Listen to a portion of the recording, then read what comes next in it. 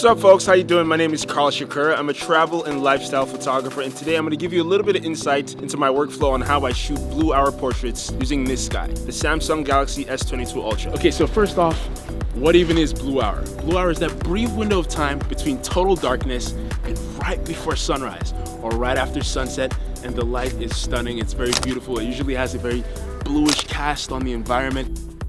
I'd suggest planning ahead so you can take advantage of all the light a little easier. Figure out your location beforehand, find out when blue hour starts in your area, and most importantly, get all your gear ready to go.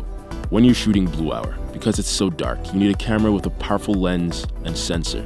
The Galaxy S22 Ultra has a 108 megapixel lens with the ability to shoot in RAW.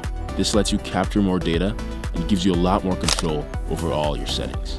Okay, let me show you how I dial in my settings just right. First things first, right into Pro mode, so I can customize all my settings. I preferably like to keep the ISO under 800. See, when you're shooting at such a dark time of day, having your ISO set too high can add a lot of unnecessary noise to your photo, which we don't want. Then I'll adjust the shutter speed accordingly, making sure the scene is properly exposed. Okay, a feature on the phone that I really like is the focus peaking. Sometimes I switch the phone over to manual focus to make sure that photos are tack sharp.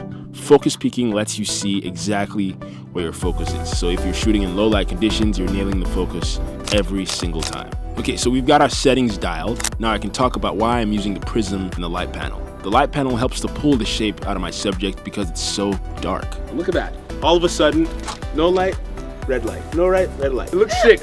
As you can see here, we're getting some nice photos. This is where trick number 2 comes into play. I'm gonna pull out the prism. Take a look at her. See, that looks cool? Now I'm gonna bring the prism right in front of the frame and look what that does. It just absolutely makes it magical, like dazzles it.